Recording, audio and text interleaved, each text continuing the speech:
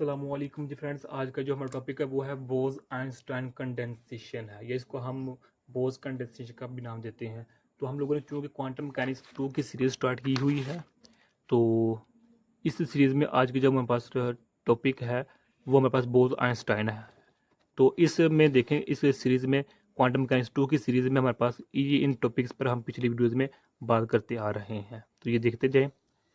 तो आज की जो हमारे पास वीडियो है वो वीडियो नंबर 8 का सी पार्ट है। वो इधर हमने लिखा नहीं है, लेकिन वो सी पार्ट है जो क्या है, बोज आइंस्टाइन कंडेंसेशन है। तो नेक्स्ट वीडियोज में हम इंशाल्लाह इन टॉपिक्स पर बात करने की कोशिश करेंगे और इन टॉपिक्स पर भी बात करने की कोशिश करेंगे। तो ये आप देखते जाएं। तो ये फ़िलहाल यहाँ ही लिखा हुआ है, तो इससे नेक्स्ट भी टॉपिक्स हैं, तो वो अभी हम लिखेंगे। तो अभी आज के टॉपिक को स्टार्ट करते हैं। तो आइए इसको स्टार्ट करते हैं। बिस्मिल्लाहिर्रहमानिर्रहीम, सल्लल्लाहु तआला अला मुहम्मद सल्लल्लाहु अलैहि व आलिहि वसल्लम। हम चूंकि जेटली के बुक को फॉलो कर रहे हैं, तो जेटली की बुक पर जो सिर्फ और सिर्फ बोज आइंस्टाइन कंडेंसेशन की जो हमारे पास है, सिर्फ और सिर्फ डेफिनेशन बताई गई है, इसके एक्सपेरिमेंट को नहीं बताया गया।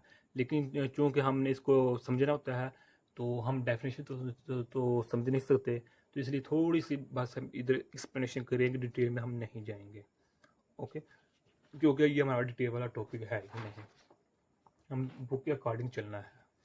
तो बोज आइंस्टाइन में क्या होता है कि इधर दो साइंसदान हैं, एक साइंटिस्ट, एक ये है एक ये है। आइंस्टाइन को तो हम जानते हैं, एक बोज है। आधा वर्क इसने किया था, आधा वर्क इसने किया था।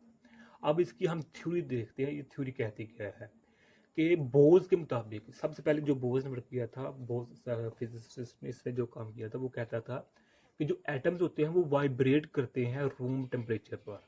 यानी कि ये एक हमारे पास बॉक्स है, इसका हम टेम्परेचर सपोज कर लेते हैं, इसका रूम टेम्परेचर है 25, रूम टेम्परेचर है, ना हॉट है ना कोल्ड है, रूम टेम्परेचर है। इसमें जो हमारे पास एटम्स हैं वो वाइब्रेट करते हैं। क्या करते हैं? वाइब्रेट करते हैं। ये किसने बताया था? बोज ने। कि जब एटम्स होते हैं वो वाइब्रेट करते हैं जब भी उसको हम इसके रूम टेम्परेचर पर रख देते हैं 25 पर, या और भी कुछ भी रूम टेम्परेचर हो सकता है। डन हो गया? तो इधर मेरे पास न्यूक्लियस होता है। ये कहता है कि अगर हम इन एटम्स को, जो मेरे पास ये एटम्स है, एक ऐसे चैम्बर में रख दें जहां टेम्परेचर बहुत लो हो, यानी कि इससे बहुत कम कर दे, रूम टेम्परेचर से टेम्परेचर को वेरी रिड्यूस कर दे, बहुत लो कर दे, तब जो वाइब्रेशन होगी इन एटम्स की वो रिड्यूस हो जाएगी, क्योंकि वहाँ एनर्जी अब कम हो चुकी है। टेम्परेचर को निकाल दिया। अब यही चैम्बर, यही हमारे पास चैम्बर है। इस जब हम एनर्जी निकालने का मतलब है जब टेम्परेचर को निकालेंगे तो यह एनर्जी रिड्यूस हो जाएगी। जब एनर्जी रिड्यूस हो जाएगी तो जो एटम की वाइब्रेशन है वो भी क्या हो जाएगी? स्लो हो जाएगी, रिड्यूस हो जाएगी, कम हो जाएगी। तो एटम्स एक दूसरे के करीब आना स्टार्ट हो जाएंगे। जैसे जैसे हम टेम्परेचर को डिक्रीज करते जाएंगे, क्या करते जाएंगे? डिक्रीज करते एक दूसरे के करीब आते जाएंगे। सिर्फ ये कंसेप्ट किसने दिया था? बोस ने दिया था। अब आगे आ जाते हैं हमारे फिजिसिस्ट आइंस्टाइन, जो कि बेसिक न्यूटन के अलावा बाद जो सबसे फादर फिजिक्स का माना जाता है वो आइंस्टाइन को माना जाता है। तो आइंस्टाइन कहा कि बोज की बात बिल्कुल ठीक है कि जब हम टेम्परेचर रिड्यूस करते जाते हैं, एटम एक दूसरे के करीब आते जाते हैं, टेम्परेचर रिड्यूस होता है और एनर्जी भी रिड्यूस हो जाती है, जिसकी वजह से एटम एक दूसरे के रिड्यूस करीब आते जाते हैं और वाइब्रेशन भी कम होती जाती है। ये बात ठीक है। लेकिन आइंस्टाइन ने कहा कि अगर हम इसका टेम्परेचर बिल्कुल ही ज़ीरो कर दें, सबसे लोएस्ट जो इसका टेम्परेचर है वो कर दें, यानी कि 0 केल्विन कर दें। ये देखें, 25 सेल्सियस से अगर हम इसको ले आए 0 केल्विन पर, 0 सेल्सियस पर भी नहीं, 0 केल्विन पर, जो कि इस दुनिया में इसके अकॉर्डिंग, आइंस्टाइन के अकॉर्डिंग इम्पॉसिबल है इसको अटेन करना, इस टेम्परेचर को। ओके, लेकिन अब इस पर काम हो चुका है कि दुनिया में ये पॉसिबल है कि इस टेम्परेचर को हम गेन कर सकते हैं। ओके, तो आइंस्टाइन ने कहा कि अगर हम इस चैम्बर का टेम्परेचर इस टेम्परेचर के इक्वल कर दे, तब क्या होगा? हमारे पास जो एटम्स है वो वाइब्रेशन तो उनकी बहुत पहले ही खत्म हो चुकी होगी। अब जो एटम्स होंगे वो एक दूसरे के साथ इस तरह लिपकेंगे, इस तरह जुड़ेंगे कि वो एक वेव की शक्ल इख्तियार कर देंगे, वो अब एक वेव की तरह हम बिहेव करने का लग जाएंगे। इस तरह ये वाले जो मेरे पास है ना, जब हम टेम्परेचर इसका रिड्यूस करते जाएंगे तो अब ये एक एटम इसकी तरह शो करने लग, सेकंड एटम इस तरह शो करने लग जाएगा, थर्ड इस तरह, फोर्थ इस तरह, ये एटम इस तरह शो करने लग, ये एटम इस तरह शो करने लग जाएगा। इस तरह होगा।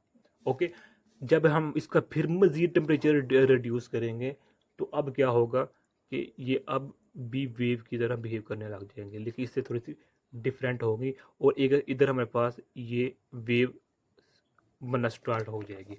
लेकिन अगर फिर हम इसका मज़ीद यानी 0 केल्विन पर ले आए तो अब जो क्या होगा, अब हमारे पास इस तरह एक वेव बन जाएगी।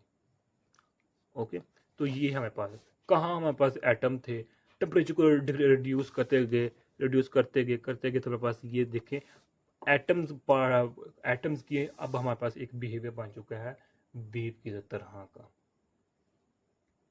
ओके, तो इसको हम कहते हैं, ये हमारे पास मैटर वेव है। क्या है? मैटर वेव है। और इसको हम फिफ्थ स्टेट ऑफ मैटर भी कहते हैं। क्या कहते हैं? फिफ्थ स्टेट ऑफ मैटर का भी नाम देते हैं। अब चूंकि आइंस्टाइन ने तो ये तो कह दिया था कि अगर हम इसको 0 केल्विन पर ले आए तो ये वेव की तरह शो करना लग जाएगा, लेकिन इसने ये प्रैक्टिकल नहीं किया था, क्योंकि ये कहता कि दुनिया में इम्पॉसिबल है इस टेम्परेचर को गेन करना लेबॉर्ट्री में। लेकिन 2001